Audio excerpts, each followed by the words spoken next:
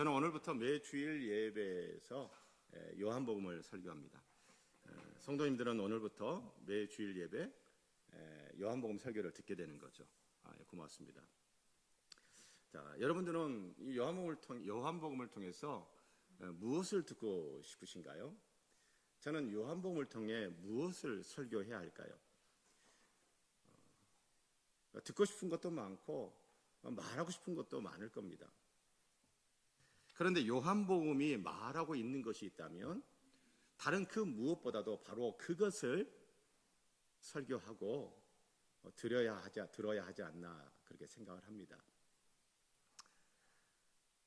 그렇다면 요한복음이 말하고 싶은 것은 무엇일까요? 요한복음을 기록한 저자의 입으로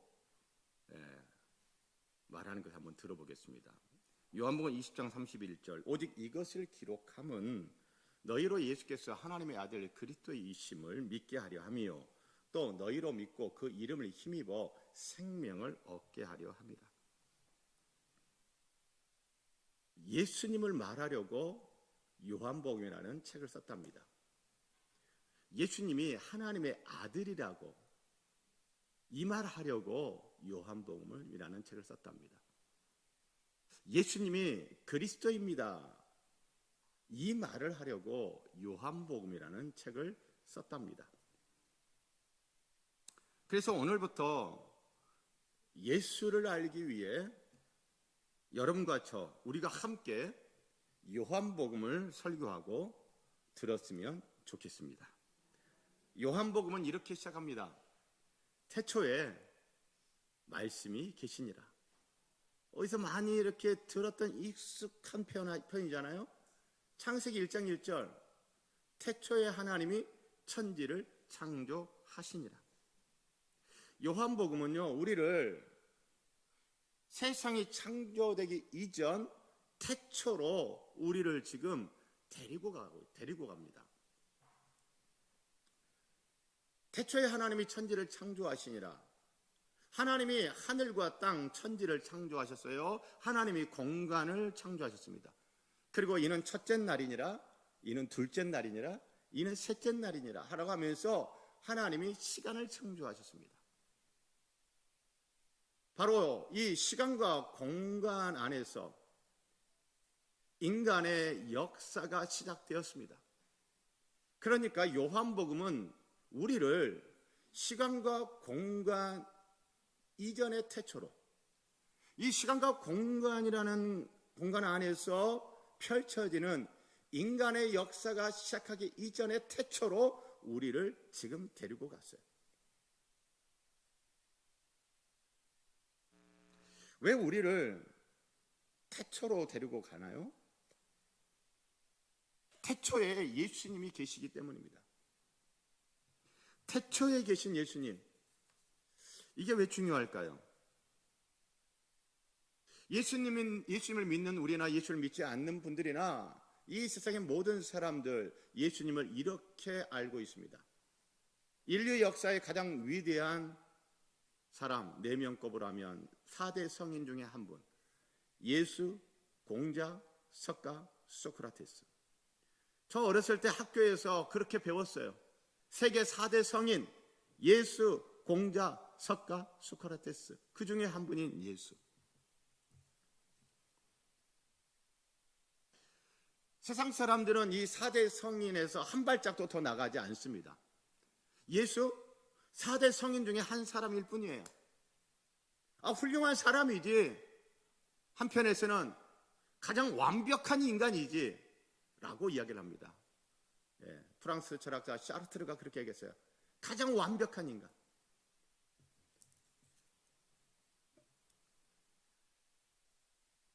그런데 우리는 어떤가요? 우리도 4대 성인 중에 한 분. 예수님은 그런 분으로 알고 있으면 우리는 충분한가요? 아니죠. 그런데 교회 바깥이나 교회 안에 때로는 이런 분들이 있습니다. 4대 성인 중에 한 분, 그분 그 이상도 그 이하도 아닌 그런 예수님. 그럼 된 거예요. 왜 그러냐면 예수님은 분명히 2000년 전이라고 하는 그 시간 속에 실제했던 인물이에요. 그리고 이스라엘 땅이라고 하는 공간 속에 실제했던 인물이에요.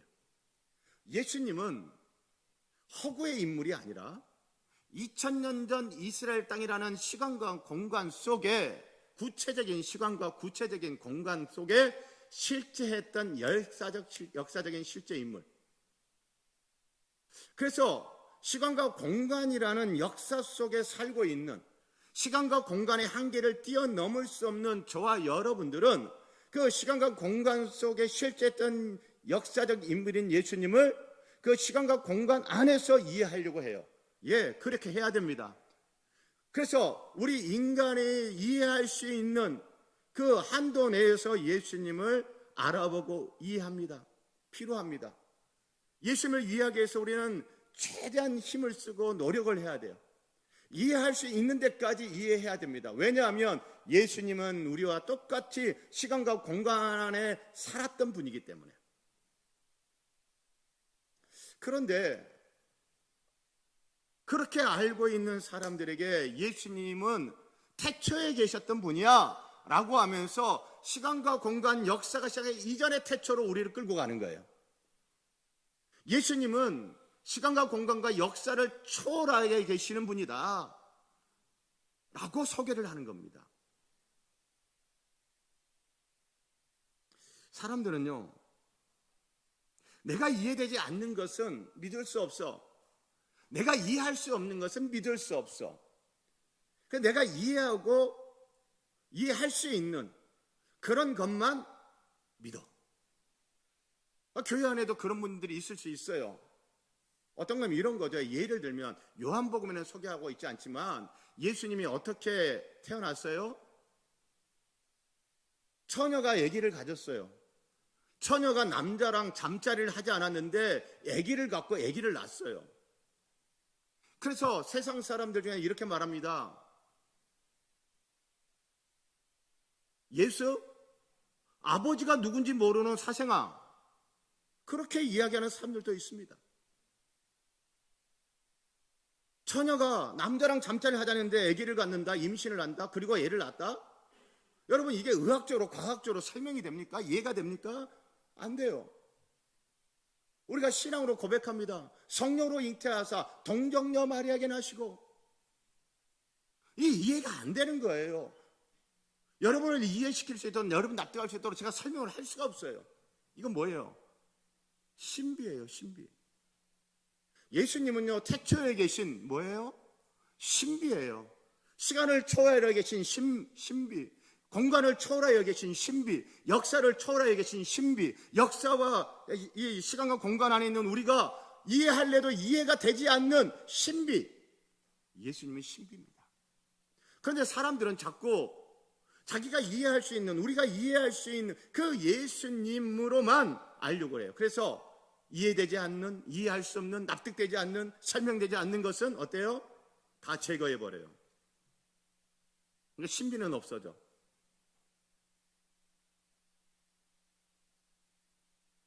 그런데 우리는요, 예수님을 이해할 수 있는 데까지 이해해야 돼요.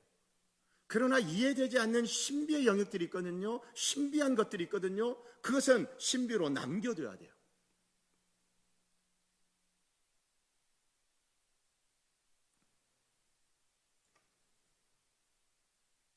세상에서도 신비주의 전략이라는 걸 씁니다. 뭐 홍보할 때도 쓰는 홍보 기법 중에 하나이기도 하죠.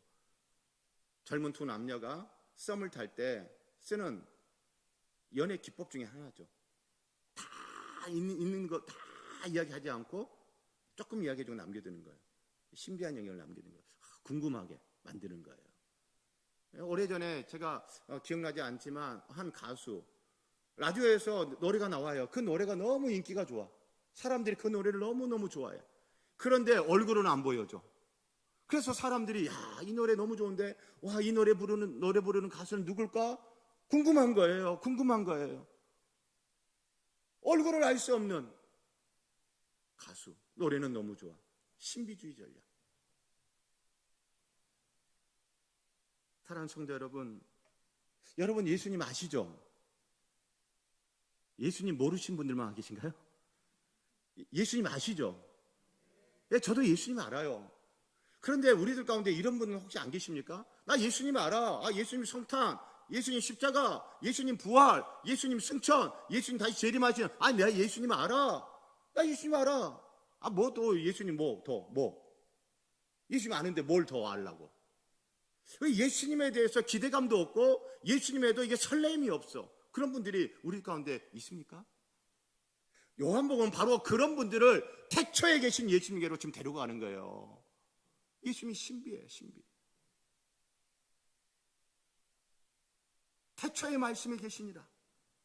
제가 요한복음을 설교를 준비하면서 처음에 딱 접했던 태초의 말씀이 계시니라. 아, 태초에 계신 예수님, 태초의 말씀이 계시니라. 그렇지. 예수님이 신비지. 내가 이해하려도 이해할 수 없는 구석이 있는 분, 신비하신 예수님. 내가 도저히 설명할 수 없는 그런 신비신 예수님. 그렇지. 그래서 요한복음 설교를 준비하며 처음 접했던 태초의 말씀이 계시니라. 이 말씀을 읽고 또 읽고 묵상을 하는데 내 안에 예수님에 대한 기대감이 막 올라오는 거예요. 앞으로 요한복음을 설교를 준비하고 설교를 하면서 내가 알게 될, 내가 만나게 될 이 예수님에 대한 기대감이 막 커져가는 거예요. 그러면서 제 안에 예수님 하니까 이제 막 더 설레어지는 거예요.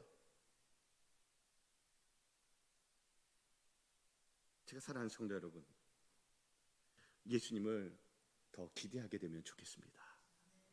예수님이 더 가슴 설레어지면 좋겠어요. 신비한 예수님을 더 많이 체험하여 알아가면 좋겠습니다. 요한복음이 말하는 예수님은 어떤 예수님입니까? 한번 따라서 하시기 바랍니다. 태초에 하나님과 함께 계신 하나님. 아, 이게 무슨 말장난이야. 하나님이면 하나님이고 하나님이 아니면 하나님이 아니지. 하나님과 함께 계신 하나님? 아니, 무슨 말이야. 요한복음 1장 1절이 막 그 말하는 거예요. 태초에 말씀이 계시니라. 이 말씀이 하나님과 함께 계셨는데 이 말씀이 곧 하나님이래요. 하나님인데 이 하나님이 누구랑 함께 계세요? 하나님과 함께 계세요. 태초에 하나님과 함께 계신 하나님. 자, 그런데 1절과 2절에서 반복되는 표현이 나옵니다. 이 예수님, 하나님이신 예수님이 누구랑 함께 계시대요? 하나님과 함께 계시대요. 1절, 이 말씀이 하나님과 함께 계셨으니. 2절, 그가 태초에 하나님과 함께 계셨고. 이 함께 계심, 성자 하나님이신 예수님과 성부 하나님이 함께 계시다라는 이 표현은 뭐냐면 하나님 아버지와 아들 사이에 있는 인격적인 교제와 인격적인 교감, 아주 아들과 하나님 아버지의 이 친밀한 인격적인 사귐과 교감과 교제를 표현하는 말이 함께 계심이에요. 예수님은요, 하나님 아버지와 아주 친밀한 인격적인 교제와 교감을 나누는 독특한 아들 하나님이십니다. 이것을 이렇게 표현합니다. 요한복음 1장 14절, 말씀이 육시 되어 우리 가운데 거하시매 우리가 그 영광을 보니 누구의? 아버지의 뭐예요? 아버지의 독생자의 영광이요. 아버지의 뭐라고요? 독생자. 자, 예수님은 하나님의 독생자예요. 자, 그럼 이 독생자가 뜻하는 바가 뭘까요? OX 문제입니다. 하나님에게는 다른 아들은 없고 오직 예수님이라는 아들만 있었다. 그래서 이 독생자는 외아들이라는 뜻이다. OX. 자, 크게 X 이렇게 하시면 안 돼요. 확실하게 O는 O, X는 X. 자, 예수님은 하나님의 외아들이다. OX. 시작. 저의 대답은 X. 많은 분들이 이 하나님의 독생자라고 하는 것은 예수님은 하나님의 독생자를 하나님의 외아들이라고 알고 계신 분들이 있는데 틀렸습니다. 아니에요, 목사님. 저 지금까지 그렇게 알고 있었는데요. 우리 목사님도 이상해진 거 아니야? 저 신학적으로 문제 있는 거 아니야?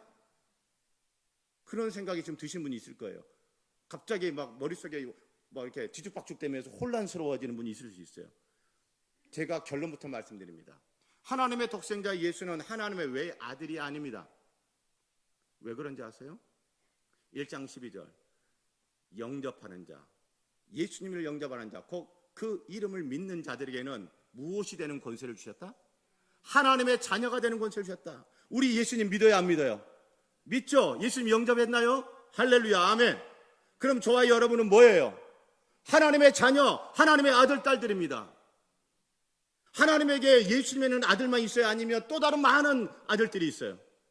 많은 아들들이 있어요.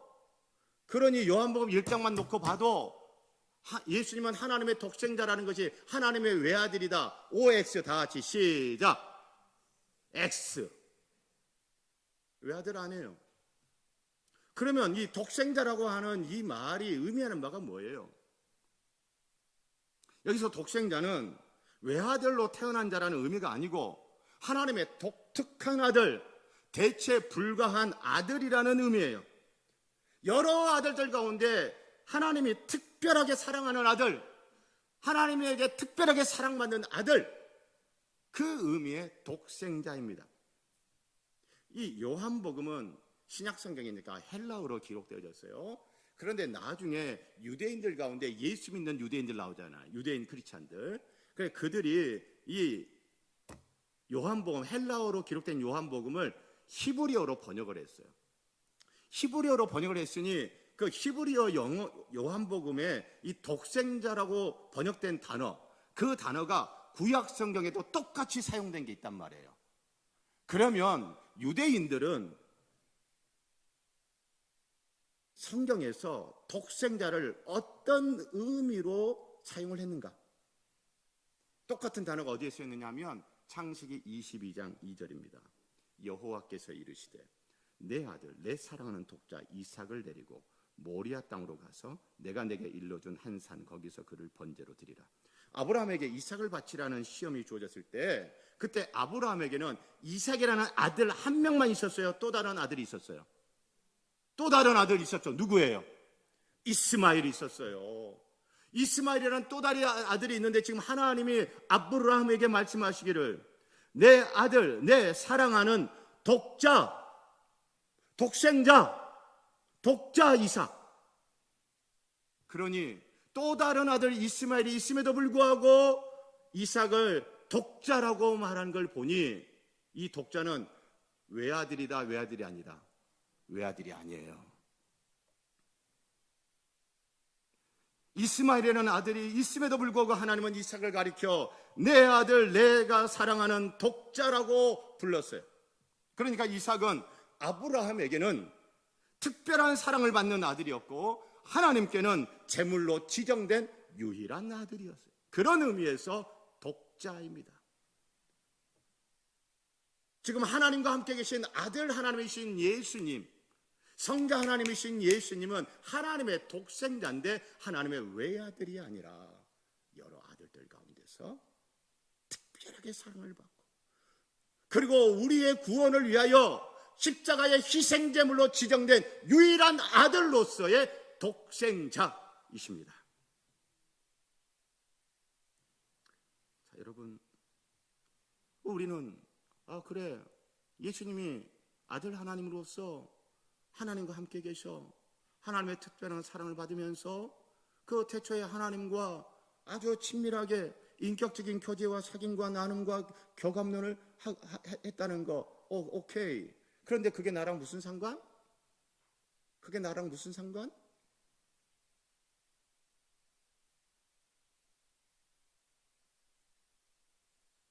하나님의 독생자로서 태초에 성부 하나님과 친밀한 사귐을 하고 교제를 나누고 교감을 나누는 그 예수님, 그 하나님과의 친밀한 경우 하나님과 함께 계심의 그 결과물이 중요한 거예요.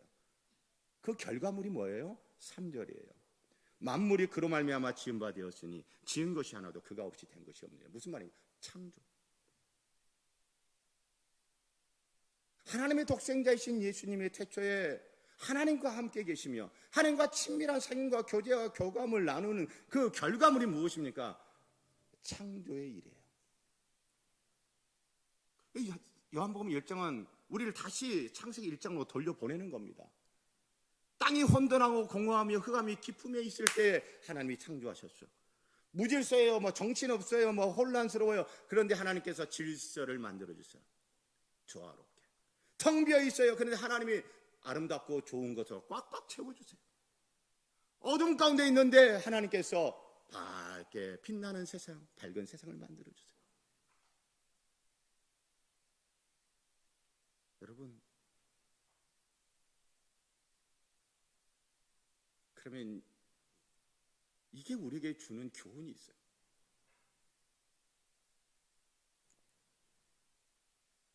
히브리서 1장 6절에 보면 또 아들을 이끌어 세상에 다시 들어오게 하실 때에 하나님의 모든 천사가 저에게 경배할지어다. 맏아들, 예수님을 맏아들이라고 했어요. 그러면 다른 아들들 누구예요? 우리들입니다. 우리들. 하나님의 자녀들인 저와 여러분들이 가정에서, 일터에서, 교회에서, 그리고 자기 자신의 인생, 창조적으로 세워갈 것인가? 아니면 파괴적으로 무너뜨릴 것인가?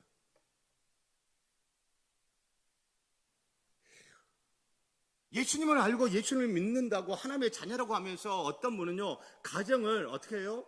가정을 아주 무질서하게 혼란스럽게 만들어버려요. 그리고 가정이 좋은 것들이 있었는데 그것을 다 어떻게 버려요? 다 날려버리고 텅 비게 만들어요. 그리고 가정을 아주 어둡게 만들어버려요. 창조적인 일을 하는 것이 아니라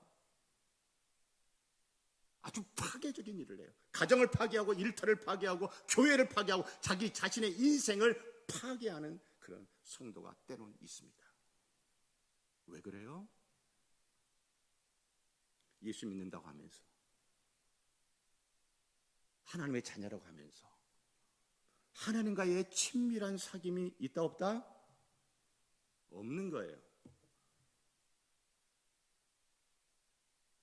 아무리 예배를 많이 드려도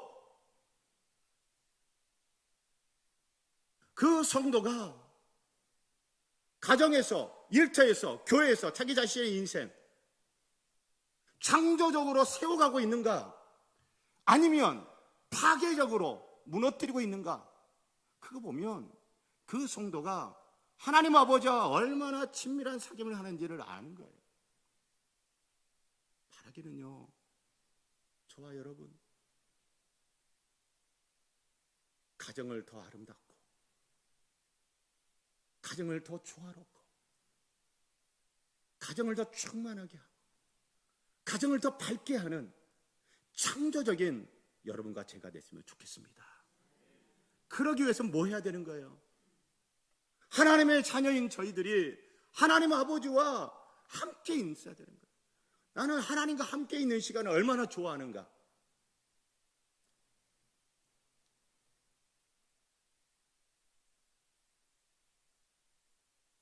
주일날 가서 예배 드렸으면 됐지 뭘 또 하나님과 함께 있는 걸 좋아하는 성도는 아닌 거죠. 주일날 가서 예배 드리면서 했지 뭐 또 무슨 기도를 하래?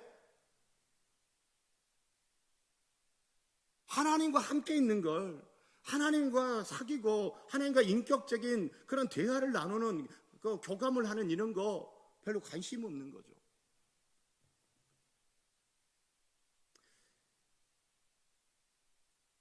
사랑하는 성도 여러분,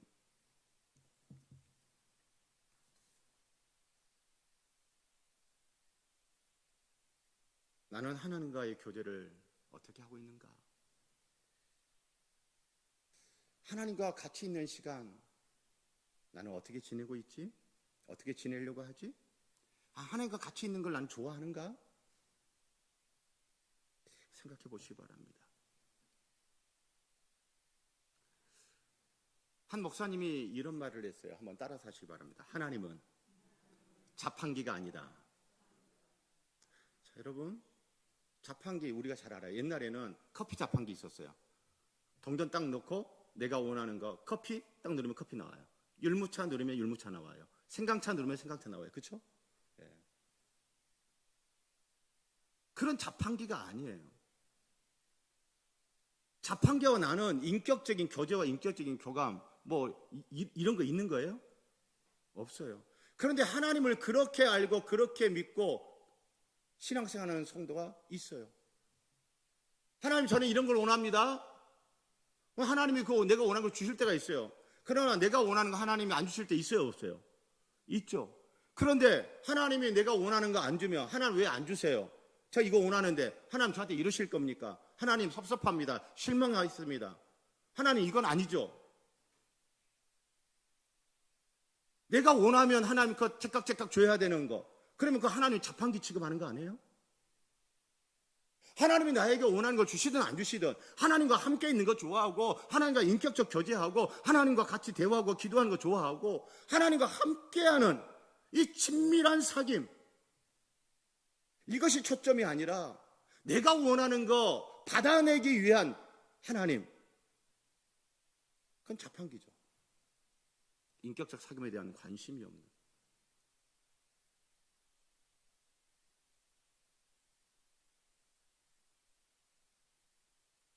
저는 저를 비롯해서 우리 교회 성도님들 하나님 자판기 취급하지 않았으면 좋겠어요.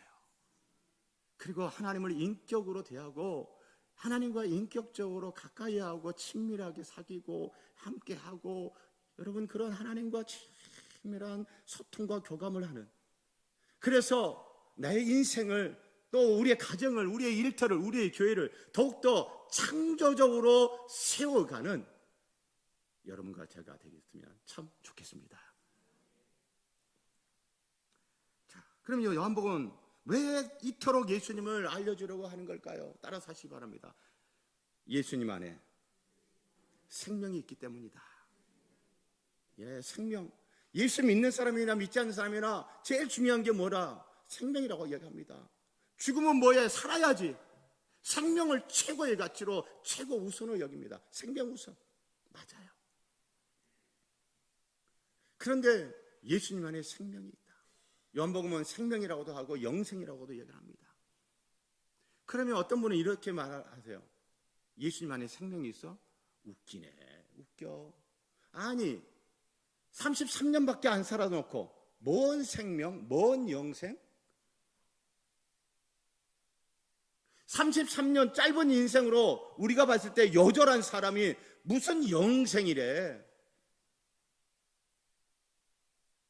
자, 그렇다면 예수님 안에 있는 영생, 이 생명, 주님이, 하나님이 예수를 믿는 저와 여러분에게 주시려고 하는 그 생명 영생이라고 하는 것은 오래 길게 사는 것을 말한다. 그게 아니다. 아닌 거예요. 예수님이 33년밖에 못 살았다니까요. 그런 분이 길게 사는 장수, 그게 영생이다. 이렇게 이야기를 하겠습니까? 그런 생명을 주려고 했겠습니까? 그런 걸 하면 사람들이 설득이 안 돼요. 예수 너나 좀 오래 살아보지 그랬어. 너나 좀 잘 살아보지 그랬어. 이럴 수 있어요. 제가 여러 번 말씀드렸지만 오래 사는 것, 그게 영생이 아니에요. 그게 성경이 말하는 생명이 아니에요. 자, 여러분, 지옥에서 잠시 살아요, 영원히 살아요? 지옥에서 잠시 살아요, 영원히 살아요? 영원히 살아요. 지옥에서 영원히 사는데 그것을 영생이라고 합니까? 영벌이라고 합니까? 영생이라고 하지 않아요.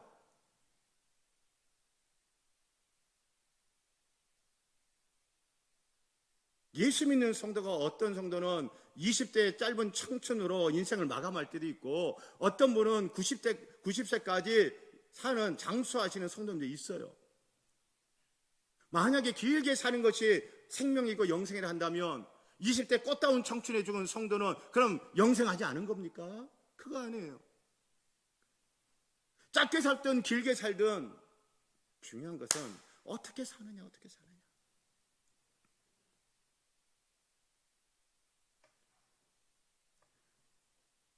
천국을 생각해 보십시다.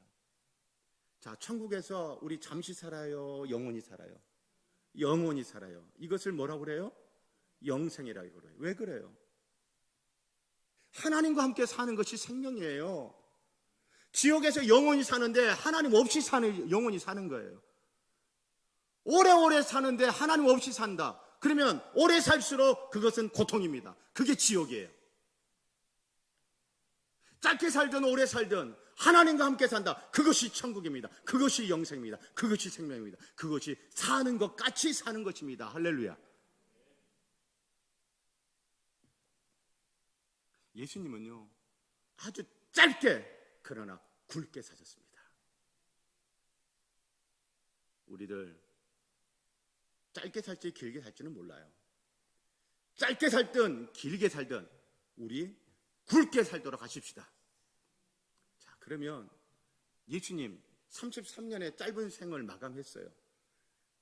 그 예수님이 십자가에서 그 짧은 생을 마감하면서 마지막에 한 말이 있습니다. 뭐라고 했어요?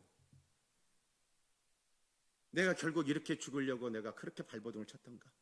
내가 그렇게 열심히 살았던가? 참 인생 헛되다, 허무하다. 결국 이렇게 죽을 걸. 내 인생은 실패한 인생이구나. 여러분 그랬어요? 아니에요. 요한복음 19장 30절에 보면 예수님이 이렇게 말씀하십니다. 다 이루었도다.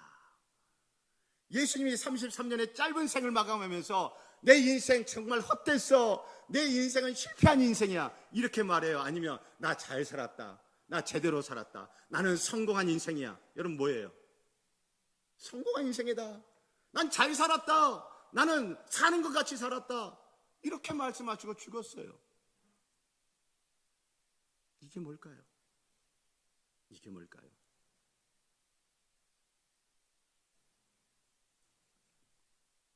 다 이루었다. 그래서 예수님의 생애를 생각해 봤어요. 이 땅에 수많은 병자들이 있었는데, 병으로 고통받는 사람들이 있었는데 예수님이 그 고통받는 모든 환자들을 다 고쳐줬어요? 아니면 일부만 고쳐주셨어요? 일부만 고쳐주셨어요. 예수님이 살아계신 그때 수많은 사람들이 죽었는데 죽은 사람들 다 살려줬어요? 아니면은 누구만 살려줬어? 다 안 살려줬어요. 예수님이 이스라엘 땅 그리고 시돈 땅, 가봤자 시돈 땅, 예수님의 이 지구상에 있는 모든 곳곳을 다 다녔어요? 아니면 일부 지역에서만 일했어요? 일부 지역에서. 그런데 다 했대요. 다 했대요. 사람들은 가끔 이런 생각을 합니다. 오지랖 넓게 내가 이것도 하고 저것도 하고 이것도 하고 저것도 하고 이것도 하고 저것도 하고 막. 그런데 예수 그러지 않았어요. 이스라엘 땅이라는 그 땅 벗어난 적이 없고 수많은 피를 가지고 있는 사람들 다 도와주지 않았어요.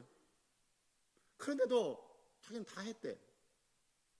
그리고 자기의 인생은 성공한 인생이래요.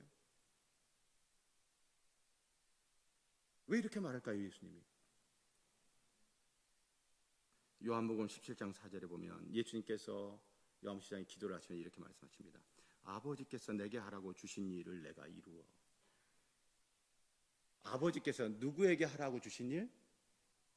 예수, 너는 이 일을 해라라고 하신 그 일을 했다 안 했다? 그 일을 했다라는 거예요. 그 일을 했다라는 거예요.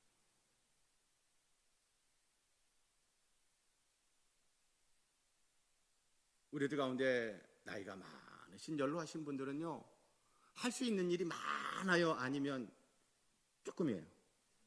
조금. 그 내가 할 수 있는 바로 그 일, 조금이지만 그거 하나님께서 내게 하라고 한 일, 그거 하면 여러분 잘 사신 것입니다. 할렐루야. 그게 생명이고 그게 영생입니다. 할렐루야. 하나님은 나에게 하라고 하신 게 있어요. 근데 그거 이 모양 저 모양 이리 빼고 저리 빼고 요리 뺀질 저리 뺀질 그러면서 장수하고 오래 살고 이 땅에서 잘 먹고 잘 살고 평안하고 그러면 여러분 그게 영생이고 그게 생명입니까? 천만의 말씀이에요.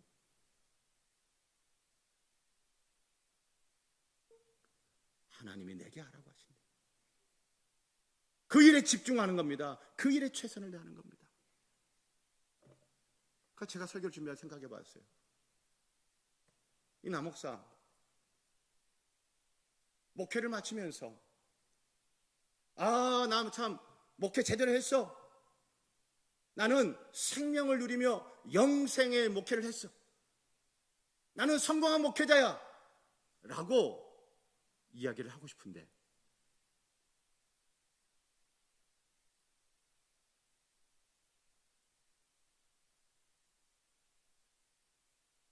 어떻게 살고 어떻게 목회를 하면 제가 실패한 목회자가 아니고 성공한 목회자 될까요?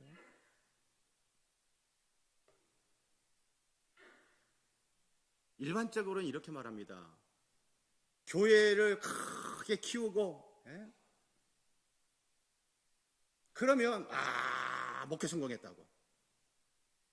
그럼 여러분 저도 저희 교회가 더 커졌으면 좋겠어요. 그런데 제가 목회하고서 저희 교회가 규모가 더 커지지 않고 제가 목회를 마무리한다고, 제가 은퇴한다. 그럼 저 실패한 목회자인가요? 실패한 목회자일 수도 있고 성공한 목회자일 수도 있어요. 무엇에 갈라지느냐? 하나님이 제게 하라고 한 일, 그 일에 집중하고 그 일에 최선의 목회를 했다면 저는 잘 산 거예요. 저는 목회 성공한 거예요. 저요, 여러분 들으셨겠지만 제가 고등학교 때 인생 사는 게 재미가 없어. 그리고 인생을 생각할 때 이건 너무 헛돼, 허무해. 그래서 오래 살면 오래 살수록 고생만 많이 하고 허무하고 그런 인생이야. 그래서 제가 자살을 생각했어요. 자살. 그랬던 제가 예수를 만나고 예수를 아니 어떻게 됩니까? 예수 안에 생명이 있는 거예요. 그래서 제가 내 인생 다른 거 말고 사람에게 내 인생을 투자하면 되겠다. 그래서 제가 학교 선생님 되려고 제가 교육학과를 갔어요. 저 교사 자격증이 있어요. 1년간 시간 강사도 해봤어요. 그런데 대학교 가가지고 하나님께서 저를 목회자로 부르셨어. 돌이켜보니 필드만 달라. 학교라는 현장에서 사람에게 인생을 투자하고 사람 키우는 일, 학교에서 하는 건데 그 일을 어디서 하라? 교회에서 해라. 교회에서 사람에게 네 인생을 투자하고 교회에서 사람을 키우는 일에 네 인생을 던져라. 그래서 저요, 우리 교회가 더 커지면 좋겠지만 혹시 커지지 않고 제가 은퇴한다 할지라도 제가 우리 성도님들이 정말 예수를 알고 예수를 믿고 예수님과 친밀한 사귐을 하면서 예수님 안에서 생명을 누리고 풍성한 삶을 살며 예수를 닮아가고 그렇게 우리 성도님들 한 분 한 분 한 분 한 분 그렇게 세워져 간다면 여러분 저는 다 이루었습니다. 할렐루야. 목회하면서 힘들죠. 힘든 거 많죠. 힘든 거 많지만 여러분 저는 행복하고 저는 기쁩니다. 왜요? 하나님이 제게 하라고 하신 이 일, 생명을 누리고 있으니, 영생을 누리고 있으니 힘든 게 많아도 기쁘고 즐겁고 행복합니다. 할렐루야. 우리 성도님들도 그랬으면 좋겠어요. 지금 예수 안에 뭐가 있다? 생명이 있습니다. 하나님이 내게 하라고 하신 일이 있어요. 그 일, 어떤 일이든 간에 그 일에 집중하시고 그 일에 최선을 다하시길 바랍니다. 가정에서 내게 하라고 하는 일이 있습니다. 일터에서 내게 하라고 하는 일이 있습니다. 교회에서 내게 하라고 하는 일이 있습니다. 누가? 하나님이. 그거 하시는 거예요. 내가 하고 싶은 거 막 사는 인생 아니라 하나님이 내게 원하는 그 일을 하며 사는 인생이 생명이 있는 삶이고 제대로 사는 것입니다. 여러분과 제가 그랬으면 좋겠습니다. 그리고 영생은요, 요한복음 17장 3절에 영생은 곧 유일하신 참 하나님과 그가 보내신 자 예수 그리스도를 아는 것이다. 아는 거래. 누구를 아는 거? 하나님을 아는 게 영생이다. 예수님을 아는 게 영생이다. 그런데 여기서 안다라고 하는 것은 머리의 지식을 말하는 게 아니에요. 성경에서 안다라고 할 때는 항상 체험적입니다. 경험해서 아는 걸 말해요. 제가 처음 부임해 왔을 때 성도님들 제 얼굴을 보고 제 목소리를 듣고 제 손을 잡고 했는데 그때 저 알았어요? 저 몰랐어요? 몰라요. 분명히 제 얼굴을 보고 있는데도 저 몰라. 전 나이필성 목사라는 목사가 도대체 어떤 목사야? 어떤 사람이야? 몰랐어요. 손잡고 예배 끝나고 손잡고 악수를 했는데도 여러분 저를 알았어요? 몰랐어. 생긴 걸 보니 되게 까탈스러워 보이고 먹는 음식도 되게 까탈스러울 것 같고 그래서 부임하자마자 부인 신방 한다고 하니 우리 성도님들이 도대체 목사님 먹는 거 뭘 해야 될까? 생긴 걸 보니 까탈스러워 보이는데 고민. 근데 부인 신방 쫙 하고 나니까 여러분들 저를 이제 알았어요. 저희 식성이 뭐다? 잡식이라는 걸 알았어요. 그런데도 성도님들 지금도 신경 많이 쓰죠. 제가 신방 가면. 성도님들의 그 마음을 중심을 제가 알아요. 그때는 몰랐어. 얼굴 봐도 모르고 손잡아봐도 모르고 목소리 들어도 몰랐어. 근데 지금 여러분 저를 좀 알아요? 좀 몰라요? 여전히 모르십니까?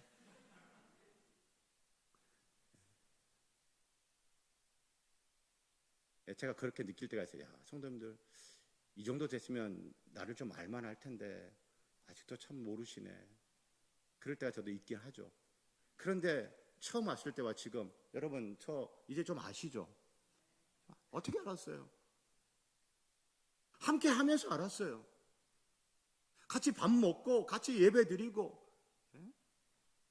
같이 놀러도 가고 수련회도 하고 어떤 이런저런 함께 있으면서 교제하면서 경험하여 체험하여 알았어요. 그렇죠?